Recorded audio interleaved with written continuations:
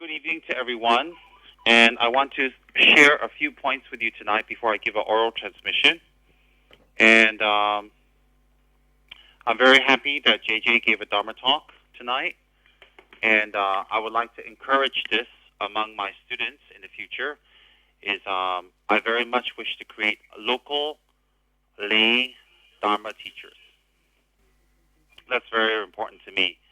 I think lay people can inspire lay people much, much more during our current times and situations.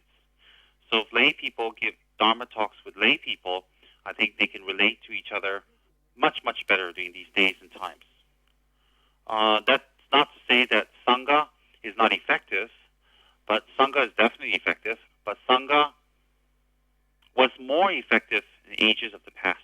Now it's more everybody should inspire everybody with something that's more reachable. Okay, now, so I'm very glad that JJ gave Dharma talk, and in the future I would like to encourage and ask certain of my students to give Dharma talks that have been with me for a few years and who can absorb and who can relate information. Now, I want to talk about the benefits of doing a retreat together as opposed to doing a retreat on your own.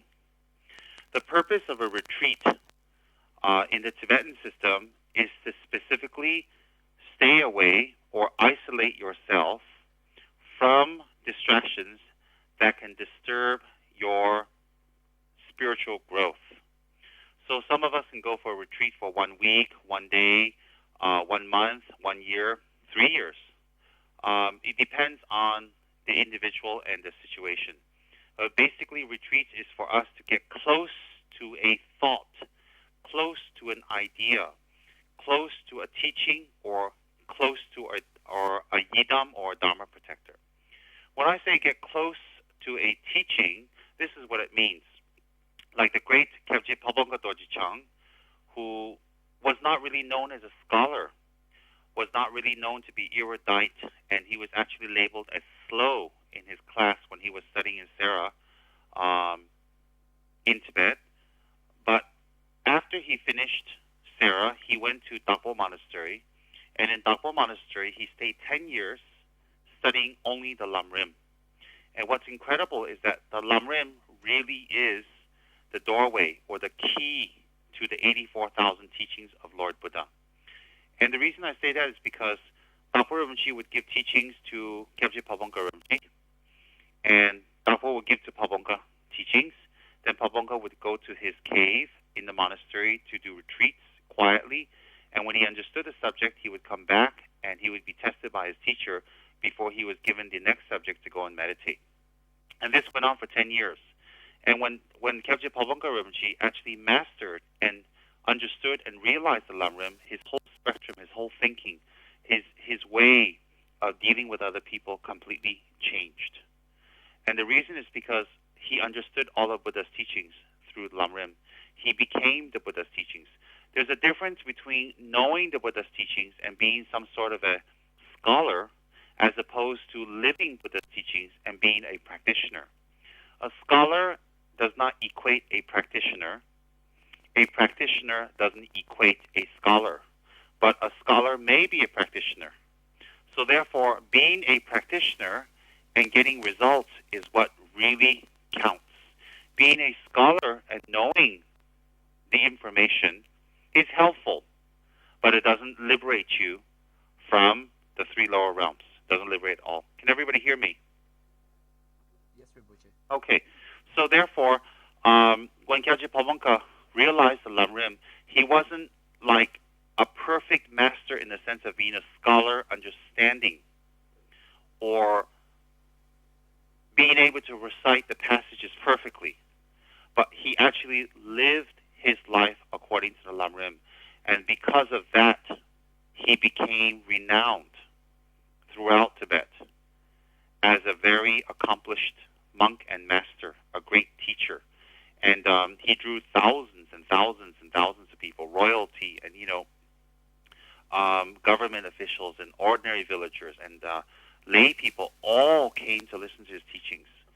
And the incredible thing about Paul Rinpoche is he never gave a set syllabus of Dharma talks like he received in a monastery.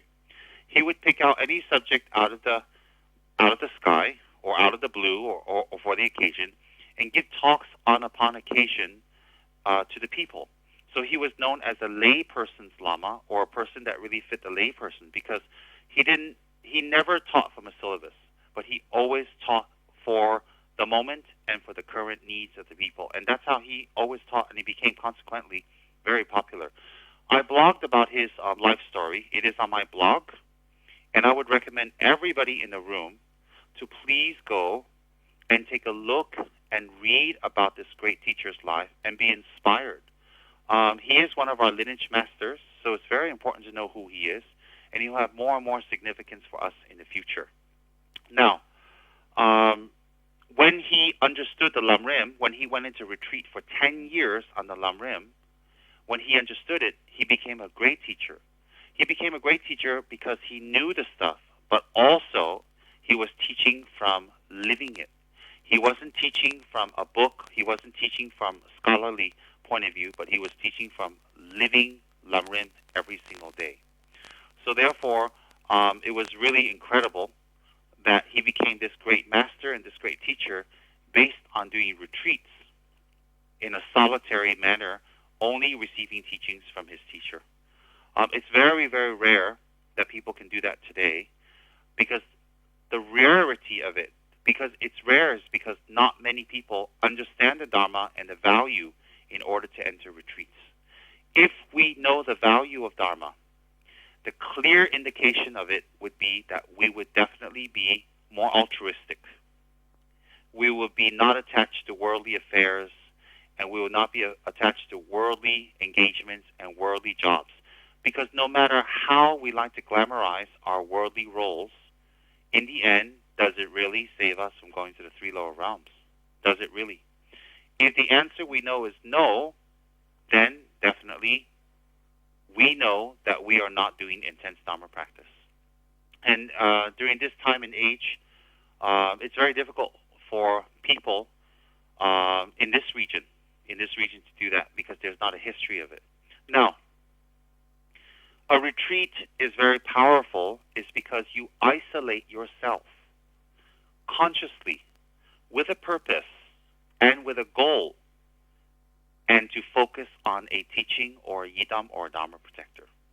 When you isolate yourself because you're depressed, when you isolate yourself because you're angry, when you isolate yourself because you had an argument with your partner or a friend, and then you don't talk, that's not a retreat. That type of isolation is ego. So when you've had a fallout with a group, maybe even with the Dharma Center, you've had a fallout, you don't like it, you feel bad, and then you don't go, you stay away, and you kind of, say, I'm in a retreat. That's not a retreat. That's not a retreat. A retreat is something that creates more forgiveness, more altruism, more compassion, and more wisdom. A retreat is not meant to increase one's materialism, one's attachments, one's ego, one's selfishness, and one's reason for hiding. So if we had a fallout and we stay away with a friend or from a center, or we're depressed and we don't want to see people because our expectations was not fulfilled, and we stay away because of those reasons, and we say we're in a retreat and we need to be with ourselves and think, that's not a retreat. That's not a classification of a retreat. That's more of a runaway. It's like escape. Why? Because you can't deal with what happened. In the case of depression, you are not being fulfilled of your expectations of how you think things should be. Hence, you go away. And when you go away, you don't talk to the person, you don't talk to the group, or you don't talk to whatever. You are staying away to express anger, to express that you don't want to be pushed, and you don't want to be coerced, you don't want to be inspired, you don't want to do anything. That type of retreat is actually negative, because that retreat increases your samsara, increases your attachment, increases your chances of ending up bitter and alone and not accomplishing anything. So hence, a retreat it cannot be something that's based on negativity. It cannot be. So therefore, if we say, no, I am tired of my angry mind. I am tired of my ego games. I am tired of my thirsting and grasping need for praise. I am so tired of my need and my grasping for pleasures that I'm going to go into a retreat and I'm going to find myself and I'm going to be able to live without these things for a period of time to make my mind realize that I don't need them to be happy. So that later when I go back into the world, if I have those material things, if I have friends and I have fun, or if I don't have, whether I have or I don't have, it doesn't make any difference anymore because I have realized their true nature. So therefore, in the future, if we are living in a materialistic world, it cannot affect us, and we cannot be controlled by it, therefore never leading to any type of unhappiness or bitterness or anger. So therefore, the whole purpose of a retreat is for ourselves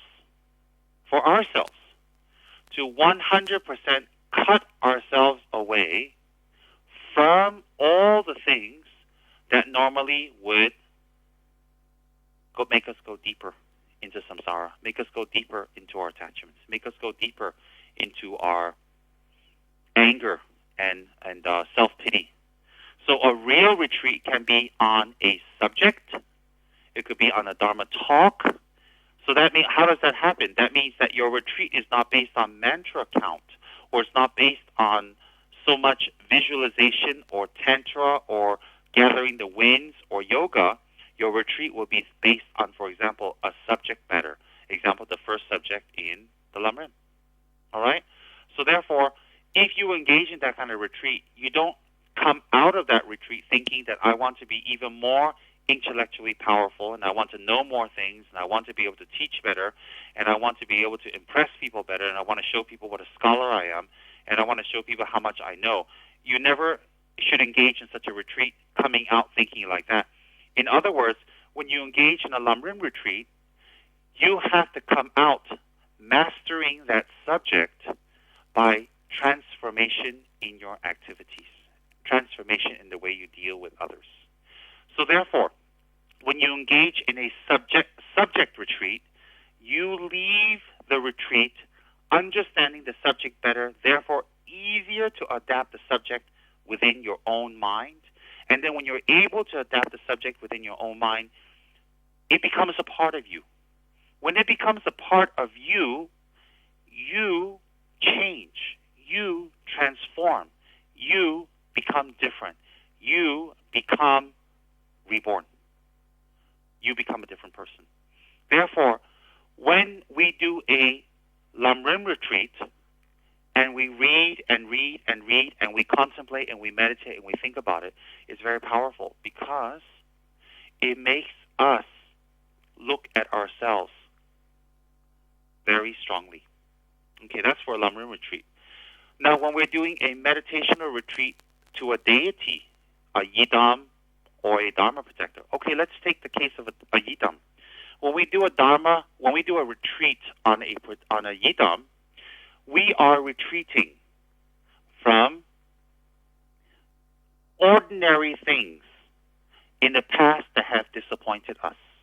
Relationships, clubbing, drinking, music, fun, friends, relatives. We are retreating from them. When we retreat from these people, we are not running away or abandoning them. We are retreating from our wrong projection of how these people relate to us. Let me explain. When we feel friends should be like this or like this and like this, and parents should be like that, like that, like that, and they're not, we become depressed. We become depressed not because they are not what we expected. We become depressed because we want them to be a certain way, and they're not. So when they're not a certain way, and then we react to it, we create unhappiness. And then in that unhappiness, when these people still don't do things our way, we become depressed. we become angry, we become bitter, we become disillusioned. So therefore, when we do a Yidam retreat, we are pulling ourselves away from how we view our relationship with others and what we expect our relationship with others. When we are not able to let go of our expectations of others, we become bitter. We become very bitter. We become very unhappy. And I'll get back to that in a few minutes. So therefore, when we take refuge in a Yidam, such as Lama Tsongkhapa, or Vajrayogini, or Tara, when we take refuge in a Yidam and we do the practice, we never, ever get disillusioned, angry, bitter. We never, ever become unhappy with them. And the reason is because they are fully enlightened beings. And they will be able to bless us when we engage in their retreats to become better and better and better human beings. Why? Whatever our projected views of a Buddha is, our projected views of a Buddha cannot affect the Buddha. Our projected views of other people can affect other people. So other people can react back to us in ways we don't like. But our projected views towards a Buddha cannot affect the Buddha. So hence, however we act cannot make the Buddha excited or angry or disillusioned or disappointed. So hence, when we take refuge in a Buddha, we never, ever become disappointed. We never, ever become disillusioned. We never, ever become angry, or we never, ever become bitter. Because the Buddha can never, ever make us bitter. Because we're taking refuge in something or someone that is free from samsara, that is out of samsara. That means we're taking refuge in someone that is not like us. Hence, we cannot be disappointed. Similarly, when we do a Yidam's retreat, it's very, very powerful because during a Yidam's retreat, we actually physically and mentally transform. When we transform, our qualities become more and more and more closer and similar to that of our Yidam. When our qualities become similar and closer and more like our Yidam, that is the purpose of a retreat on the Yidam. Okay? So when we do a retreat on the Dharma protector, what happens is we have to make sure that the Dharma protector is an enlightened being. We don't do retreats on Dharma protectors that are not enlightened.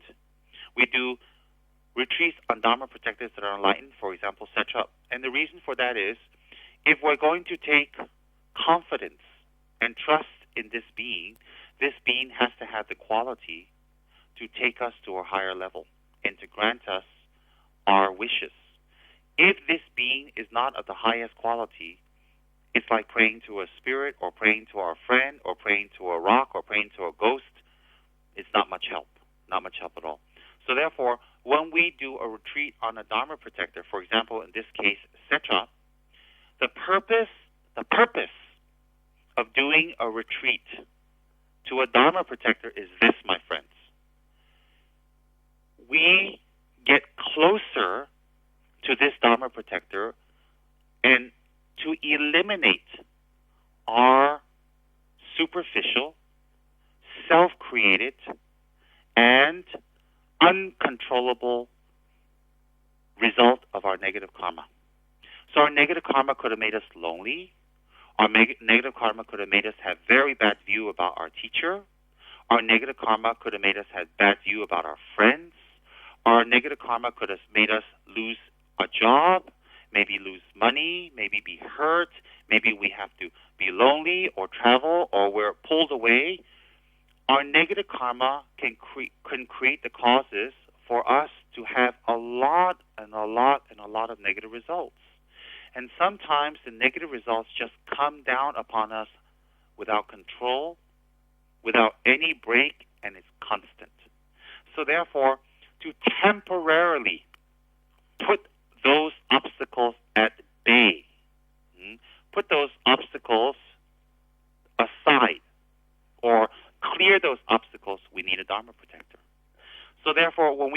engage in a retreat on the Dharma protector, we are actually trying to get closer to that Dharma protector in order to have this being remove the results of our karma for that moment. So therefore, when we do Dharma protective practice, it isn't really to gain attainments as it is in the Yidam's practice, but it is definitely on the path of getting attainments because the protector is an enlightened being. Hence, when we do our retreat on Setrap, what we want to do is we want to develop a very special relationship with Setrap. We don't want to show up once in a while and do a little bit of prayers. Once in a blue moon, we do some serkym or black tea, or when we're in trouble, we pray, and then otherwise we don't really go to him. You see, that's very demeaning to ourselves because Setrap's potential is much more than that. And when we don't realize his potential, we kind of waste it. When we waste it, we demean ourselves because it could be more. It could be much better. So hence, we have to have a very good relationship with Setrap. How do we have that good relationship? A constant, daily, continuous, stable propitiation of Setrap by prayer and by deed. So if you wish to do prayer to Setrap, that's wonderful. But more important is by deed, which is practicing the teachings of the Lamrim and eliminating one's negative causes to create more negative karma that harms yourself and others. When you eliminate the causes for yourself to harm yourself and others, that is the most powerful devotion, the powerful practice that you can give to Setrap. And so hence, when we do Setrap's retreat, we are asking Setrap to increase our life. We are asking Setrap to remove the obstacles that can take our life away suddenly. We are asking Setrap to bless us from magic, spirits, and from curses, and from people that can send curses that can harm us. We are asking Setrap to make our jobs stable and to make our finances all right. We are asking Setrap that if we're going to have any diseases, please let us find out soon and quick so we can heal them. We are asking Setrap for all these things, not as an end in themselves. We are asking Setrap for those things to help us in order that we may stay on the path of doing the real Dharma practice, which is transforming our mind. I repeat, we are asking Setrap to remove those obstacles that I just mentioned in order that we will have more space to practice the Dharma, and the real Dharma is transforming our mind. So a samsara retreat is staying away from people we don't like, staying away from center, staying away from our guru, staying away from Dharma work, staying away from responsibility, staying away from helping, staying away from learning, staying away from all those things are negative retreats. Why? Use your logic, use your brain and think, because staying away from those things that can help us doesn't help us. I repeat, staying away from things that can help us does not help us. So therefore, those type of retreats are not real retreats at all. Retreats that are real are retreats that help you to generate more altruism, more understanding, more wider view, more acceptance, more generosity, and generally to give you more peace. People who do Dharma practice well find Dharma work, Dharma involvement, and Dharma not a burden, not a work, effortless. People who do not do Dharma practice well because they choose not to, they find Dharma a burden. They find Dharma difficult and they choose to stay away or they choose to avoid. Why? Because they themselves do not want to face themselves. So when we don't face ourselves, when we don't look at ourselves, how can the result ever be positive? I mean, whether it's hypnotherapy, whether it's psychology, whether it's Buddhism, when we don't look at ourselves and face what we are and our fears and who we really are, when we don't face those, how do we become happy? anything in life. And that's very logical. So therefore, a retreat, that is a short explanation that I have given all of you of what a retreat is. A samsaric retreat, okay, that one I explained first. A retreat based on a subject, such as Lamrim. A retreat based on the Yidam, or a retreat based on our Dharma protector. I gave you all a clear distinction, and I gave you all a very quick, short rundown so you guys can understand the distinction. So right here tonight, what we're doing on this very auspicious day, which is His Holiness Dalai Lama's birthday, the retreat is to ask Setrap to remove our fears and our obstacles and our difficulties and our accumulated karmas that open up as obstacles. We're asking Setrap to do that. And how do we do that? How can Setrap do that? Because when we do his prayers and mantras and we engage in his retreat and we do his meditations, the merit accrued from that is offered up to Setrap, and he's able to do that. Okay? Now, when we do... Now, let me explain this.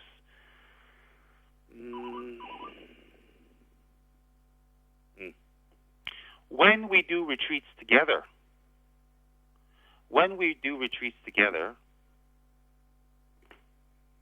it's more beneficial for new people and for lay people.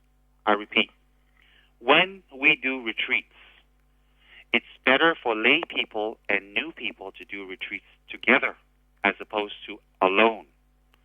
Let me explain why, and I want everybody to remember this because it's very practical.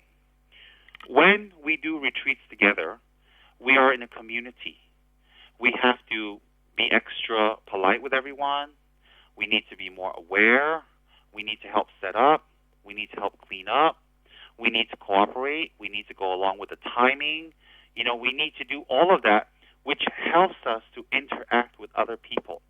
And in the process, when we're in a Dharma center and we are involved, we get to know other people's problems. We get to know their fears. We understand where they're coming from. We understand what they're thinking. We understand their psychology, and we understand their karma.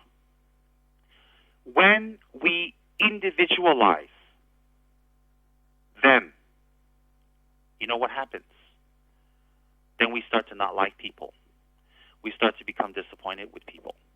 We start to point fingers, and we start to look down on them, and we start to be disgusted with them, and in the end, we become antisocial. We become people that avoid other people. We become antisocial, and we start looking down on them.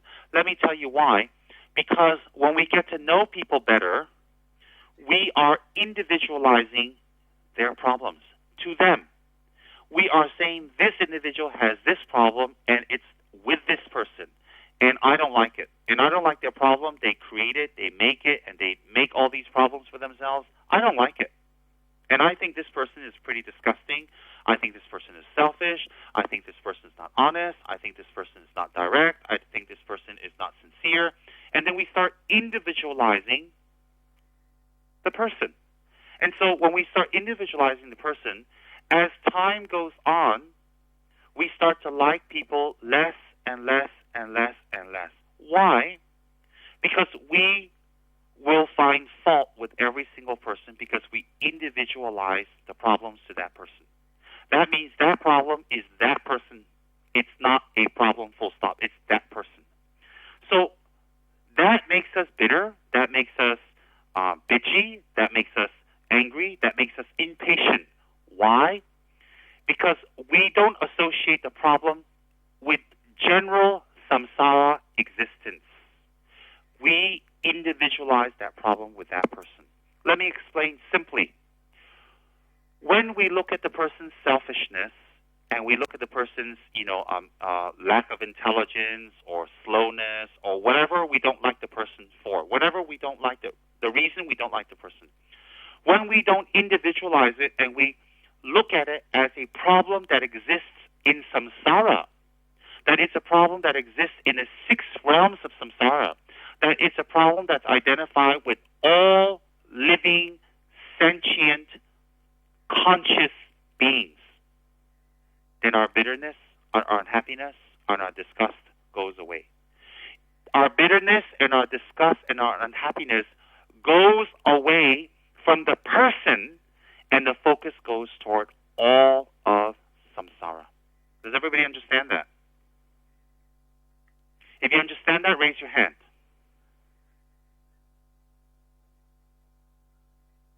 Are your hands raised? Yes, Rinpoche. Okay. Now, when we always focus on the person and the problem, then we individualize it. When we individualize the problem, we start to not like people. We don't like one person, then another person, then another person, then another person. Pretty much we isolate ourselves into a small little corner, and we've isolated everybody else into another corner. Does everybody understand that? And that's how people become bitter. People become bitter and angry and antisocial, not because the whole world is selfish and disappointing and ugly and mean. Yes, the whole world is like that, and that's why it's called samsara. So as a Buddhist practitioner, as a real practitioner, we have to stop individualizing the problems of each person. Great masters or great practitioners or great meditators or great Dharma or great Buddhist people, great Dharma people, great Buddhist people, don't think they're living in a surreal, fake world, that they're floating on lotuses and they don't see selfishness, they don't see stupid people, they don't see sneaky people, they don't see people who create problems. They see those people clearer and better than us. But you see, the difference is that they keep helping these people. They keep assisting these people. And they tirelessly go and assist and help and do benefit to these people. Do you know why?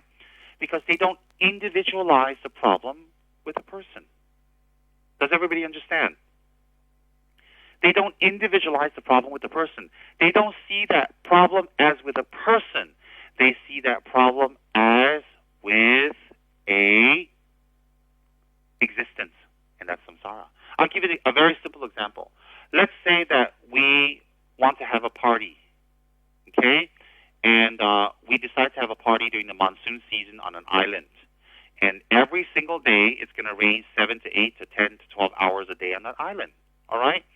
And when we get to this island, and it rains, and it ruins our party, and it ruins our expenses, and everybody's flown in, we get angry at the organizer, we get angry at our assistants, we get angry at our people, because we're saying, it's your fault, it's raining.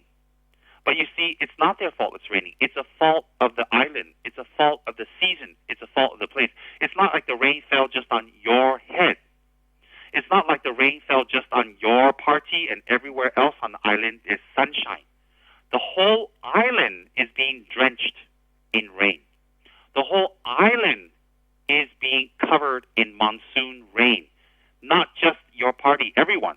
So if you were to get angry at the organizers, it would be quite silly and you would look ridiculous and you'll make more enemies. All right? Why? Because the whole place is being soaked. So if you're going to blame one person for being selfish, if you're going to blame another person for being stingy, if you're going to point fingers at another individual for being lazy or not doing their job or pulling their weight, if you're going to keep doing that, you're going to isolate yourself. And you say, well, what's wrong with isolating myself? Well, when you isolate yourself, you can't develop any sort of spiritual attainments. And the whole purpose of praying to a Buddha, having a guru, and doing protective practices is to develop spiritual qualities. So we need to, as individuals, to stop right now individualizing people and their problems, meaning saying that this problem is inherent or this problem is indigenous of this person. This problem is not indigenous and inherent of this person. This problem is indigenous and inherent of all samsara. It's in every single one of us, only we manifest it differently. One person can show more anger, one person can show more jealousy, another one can be more lazy, another one can be more sneaky. Look, the bottom line is this. If all any of those qualities, none of us would be here at all. We'd all be, having tea with Tsongkhapa every single day, breakfast with Vajragbini, and you know what? Maybe Din Din with Manjushri. But we're not. We're having breakfast, Din Din, and lunch with all these selfish, all these self-grasping, all these lazy and sneaky people, including ourselves. So if we want to keep pointing fingers at people and individualizing their problems, we will never leave samsara. We will never become enlightened.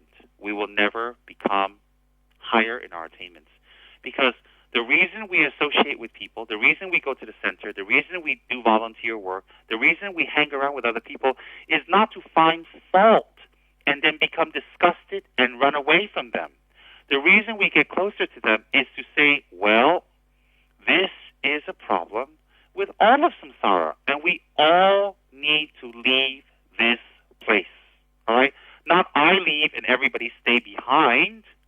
Not me and my friends leave and everybody else, who cares? But all of us need to leave this place.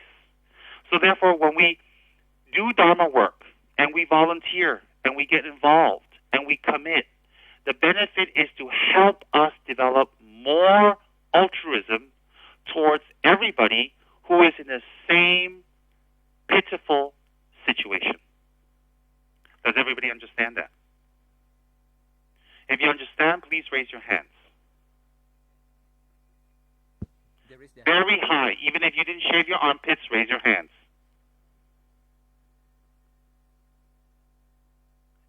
Nicholas, is their hands raised? Yes, Rinpoche. Good. Is your hand raised?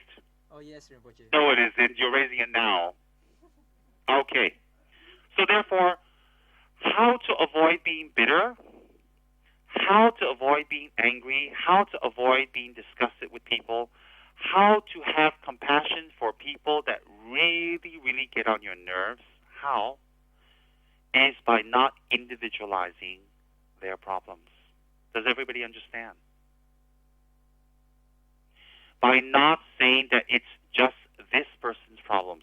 It is everybody's problems in samsara. So therefore, when we do Dharma work, when we volunteer, when we commit, when we go to the center, when we get to know people better, the whole purpose of that is to say, look, I am not alone. I'm not the only selfish person. I'm not the only loser. I'm not the only person that's failed. I'm not the only person that's made mistakes. I'm not the only person that's done wrong. I'm not the only sinner. All of us, at one time or another, have made many mistakes. And you feel solidarity. What kind of solidarity? A solidarity of being in samsara and staying there? No.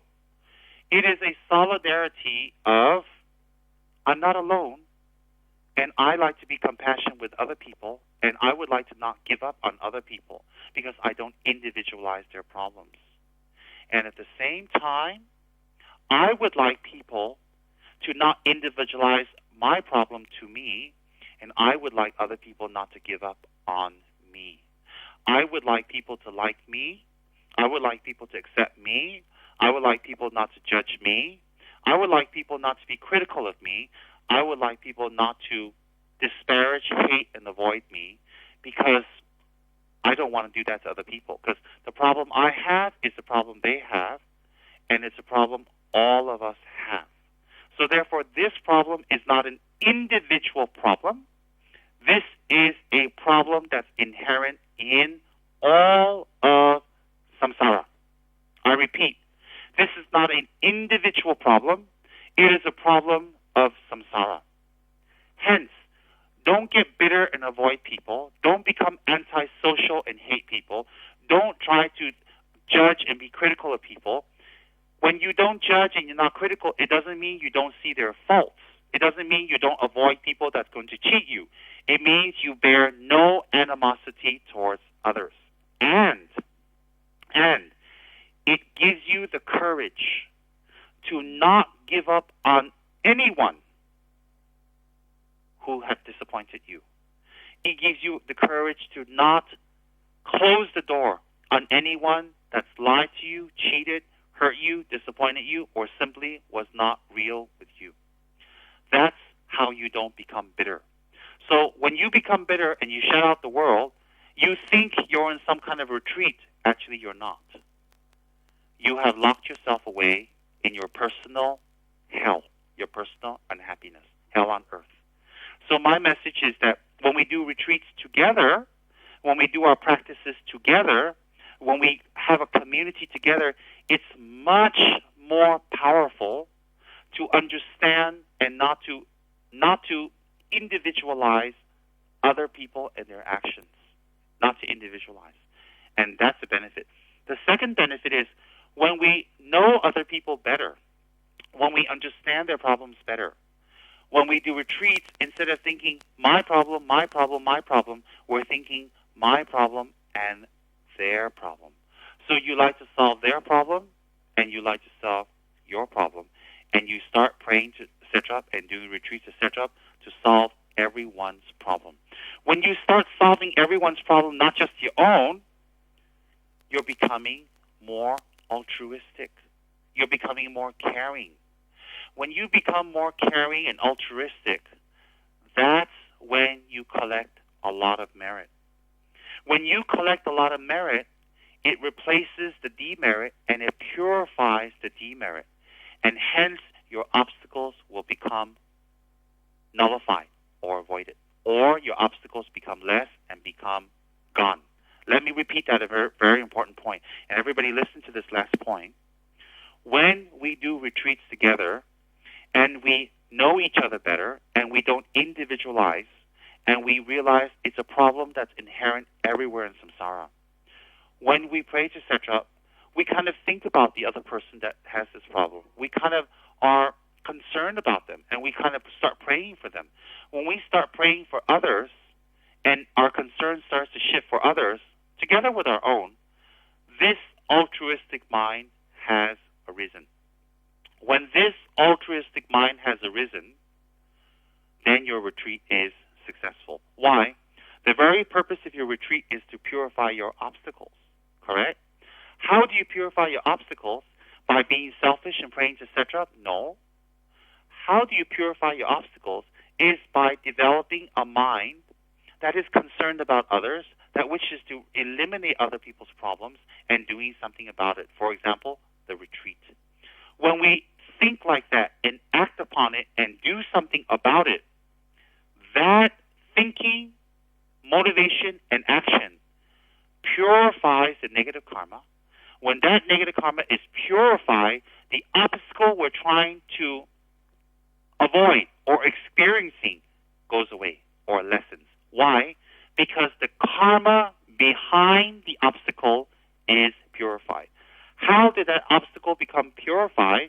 It became purified by all of us thinking less of ourselves and thinking more of others. How did those obstacles arise in the first place? Those obstacles arose in the first place from us thinking about ourselves, from selfishness. Hence, if problems arise from selfishness, then the lack of problems or the purification of problems must arise from selflessness. I repeat, if our problems arose from selfishness, then happiness or the purification of those problems, the elimination of those problems must come from the opposite cause. The opposite cause of selfishness is to altruism, is to think about others more, or selflessness. Does everybody understand? Yes, Rinpoche. Good. So therefore, when we do retreats, it has these twofold benefits. It has these wonderful twofold benefits. One is to not individualize our problems. The second is to purify our problems by doing Setrap's practice. So therefore, how does Setrap stop us from having problems? Because he gives us the vehicle in order to let us be less selfish. How does Setrap purify our obstacles? He gives us the vehicle for us to lessen our selfishness. When the selfishness is lessened, then the results of selfishness cannot manifest or becomes less and it goes away. Does everybody understand that? Yes, Rinpoche. Good. That's my explanation for you tonight, and now I'm going to offer all of you an oral transmission. Please think that your Lama is sitting in front of you, taking on the form of Lama Tsongkhapa. Think that in Lama Tsongkhapa's heart is a lotus, and on that is a syllable letter D. All right? Think that when Lama Tsongkhapa recites the mantra to you, it enters your body and it becomes one with your body. And after that, you have the power to recite Setrap's holy mantra. Okay? And I received this mantra from the great master and yogi and scholar, Jampa Yeshe or Kensur in Gaden. I received this. All right? So, please think you're receiving a very holy mantra to engage in your retreat. And repeat after me. Om Maha Yaksha Ta Soha. Om Maha Yaksha Ta Soha. Om Maha Yaksha Ta Soha. Think that you have received the oral transmission and do a dedication quickly. Chuji Jabal.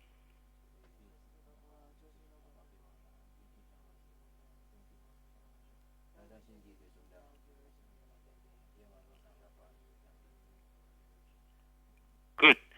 And let's do a dedication to His Holiness' long life and all the great masters around the world to have a long life. Gangri Dewe.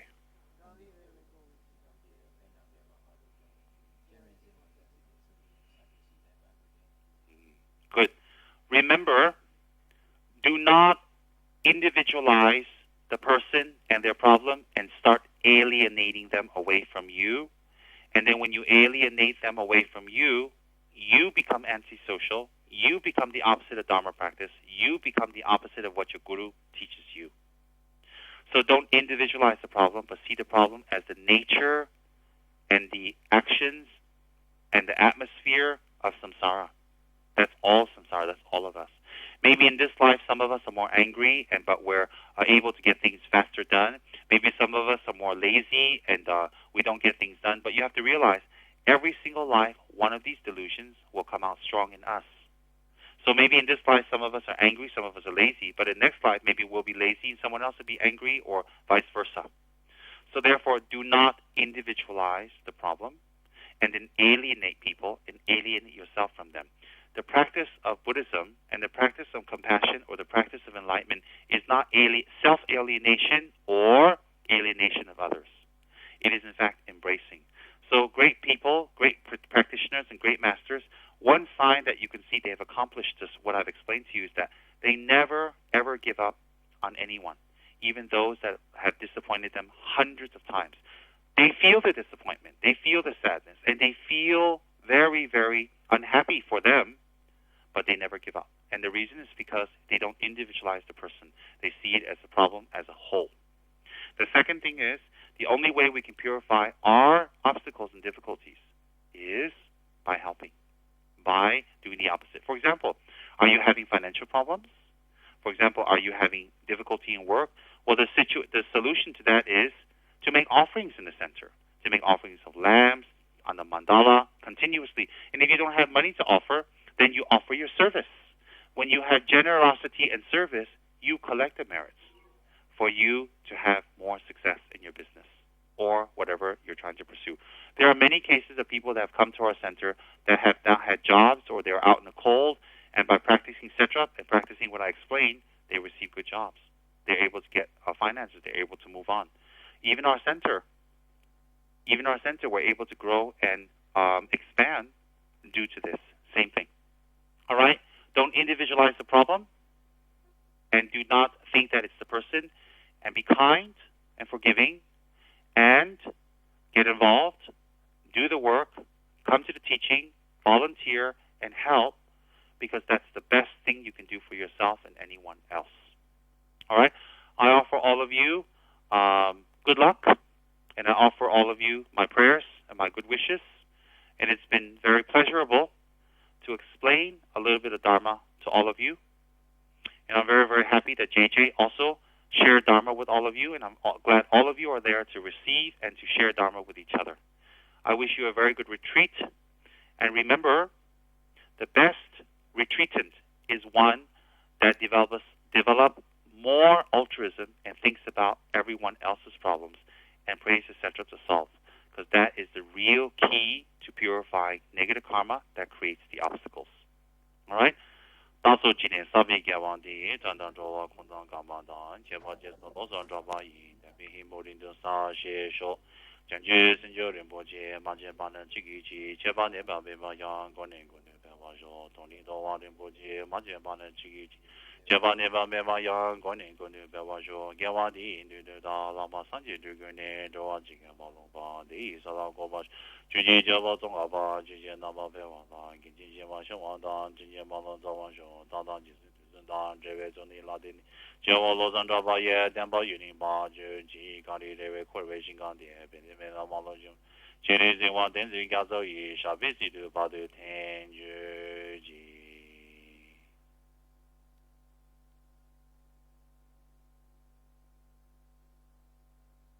Very good. Have a good retreat and good night, everybody. Thank you, Rinpoche. Good night.